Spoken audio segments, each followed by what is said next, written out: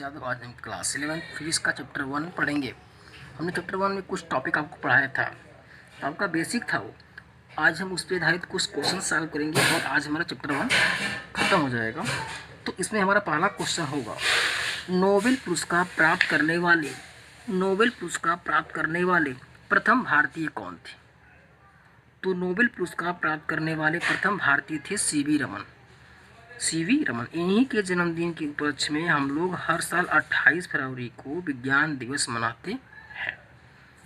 दूसरा क्वेश्चन है, वह बल जो आकर्षण तथा प्रतिकर्षण दोनों प्रकृति का हो सकता है कौन है?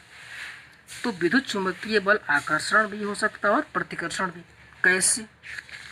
तो अगर कैसे समझना है तो कैसे के लिए देखिए, जैसे मान लीजिए यहाँ पर प्लस क्यू आवेश है और यहाँ पर माइनस क्यू आवेश है। तो अगर विपरीत चार्जेज हैं, माइनस प्लस है, तो इनके बीच लगता है आकर्षण। लेकिन अगर सेम चार्जेज हैं, सेम है, तो इनके बीच लगता है प्रतिकर्षण। तो विद्युत चुंबकीय बल जो होता है आपका, यह एक क्या होता है, आकर्षण एवं प्रतिकर्षण दोनों प्रकृति का हो सकता है। लेकिन जो गुरुत्वाकर्षण बल होता है वह केवल आकर्षण ही प्रकृति का होता है। अगला क्वेश्चन है, भौतिकी को कितने शाखाओं में बांटा गया है? तो भौतिकी को निम्न 6 शाखाओं में बांटा गया है। पहला हमारा है यांत्रिकी मैकेनिक्स, दूसरा उष्मागतिकी थर्मोडायनेमिक्स, तीसरा प्रकाशिकी ऑप्टिक्स, चौथा दोलन तथा तरंगे ऑसिलेशंस एंड वेव्स, पांचवा वैद्युत गतिकी इलेक्ट्रोडायनेमिक्स और छठा हमारा आधुनिक फिजिक्स है, मॉडर्न फिजिक्स। ठीक है। अगला जो हमारा क्वेश्चन है, गुरुत्वाकर्षण बल किसे कहते हैं? तो यह दो पिंडों के बीच उनके द्रव्यमानों के कारण लगने वाला आकर्षण बल है। गुरुत्वाकर्षण बल क्या होता है? दो पिंडों के बीच उनके द्रव्यमानों के कारण लगने वाला आकर्षण बल है तथा प्रकृति में पाए जाने वाला सबसे दुर्बल बल है। ठीक है। अगला हम बात करते हैं, विद्युत चुंबकीय बल किसे कहते हैं? तो आवेशित कणों के बीच लगने वाला बल विद्युत चुंबकीय बल कहलाता है। अभी मैंने आपको समझाया कि अगर पार्टिकल मतलब जो कण है अगर आवेशित हैं तो उनके बीच जो बल उसे हम क्या कहेंगे? विद्युत चुंबकीय बल। इसके लिए हम पढ़ेंगे, जब 12th में जाएंगे तो वहाँ पढ़ेंगे कूलाम का नियम, आवेशित कणों के लिए होता है और यह आकर्षण तथा प्रतिकर्षण दोनों का प्रकार का होता है। अगला हमारा क्वेश्चन है, नाभिकीय बल किसे कहते हैं?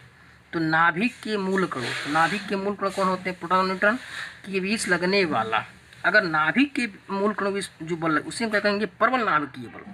तथा रेडियो एक्टिविटी में उत्सर्जित होने वाले कणों पर नाभिक के मूल कणों द्वारा लगने वाला क्या कहलाता है? दुर्बल नाभिकीय बल। और यही दोनों बल क्या कहलाते हैं? नाभिकीय बल। ठीक है। अगला ये, चंद्रमा पृथ्वी के परितः किस बल के कारण परिक्रमण करता है? तो चंद्रमा व पृथ्वी के बीच लगने वाली गुरुत्वाकर्षण बल के कारण। प्रबल नाभिकीय बल क्षीण नाभिकीय बल का कितना गुना होता है? क्षीण मतलब होता है दुर्बल, लगभग 10⁻13 गुना होता है। प्रबल नाभिकीय बल जो होता है वह क्षीण नाभिकीय बल का लगभग 10⁻13 गुना होता है। नाभिक में धनावेशित प्रोटॉन किस मूल बल के कारण एक साथ बंधे रहते हैं? जो नाभिक प्रोटॉन होते हैं किस मूल बल के कारण एक साथ बंधे रहते हैं? तो प्रबल नाभिकीय बल के द्वारा क्या होते हैं? एक दूसरे से बंधे होते हैं जो नाभिक में प्रोटॉन होते हैं। अगला हमारा जो क्वेश्चन है, भौतिकी तथा प्रौद्योगिकी एक दूसरे से संबंधित हैं, इस कथन को उदाहरण देकर स्पष्ट करो। तो अगर हम बात करें, भौतिकी और प्रौद्योगिकी के बीच बहुत गहरा संबंध है। कभी भौतिकी नई पृथ्वी को उत्पन्न करती है, मतलब होता है उत्पन्न करती है, और कभी प्रौद्योगिकी नई भौतिकी को उत्पन्न करती है। इसके निम्नलिखित उदाहरण है। पहला, ऊष्मागतिकी के नियमों की सहायता से ऊष्मा इंजन एवं प्रशीतन का विकास एवं उसकी दक्षता में वृद्धि संभव हो गई है। जो थर्मो आगे हम लोग पढ़ेंगे इसी क्लास 11th में ही ऊष्मागतिकी के नियम। तो ऊष्मा with the help of thermodynamics law ऊष्मा इंजन, हीट इंजन और प्रशीतन मतलब फ्रीज का विकास और उसकी दक्षता में वृद्धि संभव हो गई है। तो फिजिक्स ने क्या किया? प्रौद्योगिकी को विकास कर दिया। यहाँ भौतिकी से प्रौद्योगिकी का डेवलपमेंट हुआ। अगला हमारा एग्जाम्पल देखा जाए तो इलेक्ट्रॉनिकी के मूल सिद्धांतों का प्रयोग कर टेलीविजन, कंप्यूटर जैसे महत्वपूर्ण उपकरणों का निर्माण किया जाता है। तो with the help of fundamental principles of electronics we have construct television, computer, etc important devices. तो इलेक्ट्रॉनिकी के मूल सिद्धांतों का प्रयोग कर हम टेलीविजन, कंप्यूटर जैसे महत्वपूर्ण उपकरणों का निर्माण करते हैं। यहाँ पर भी with the help of physics, physics का नियम का प्रयोग किया मैंने, और क्या बना दिया हमने, प्रौद्योगिकी। प्रौद्योगिकी मतलब क्या हो गया, कुछ उपकरण बन गए, तो हमारा क्या उद्योग धंधे हमारे आगे बढ़े। तो ये होता है भौतिकी और प्रौद्योगिकी, इससे क्या होते हैं, संबंधित होते हैं। इस प्रकार हमने इस चैप्टर को आज हमने फिनिश कर दिया, और हम अपने नेक्स्ट वीडियो में मैंने आपको चैप्टर 2, 3, 4, 5, 6 पढ़ा दिया था। तो अपने नेक्स्ट वीडियो में हम अपना अगला चैप्टर बात करेंगे।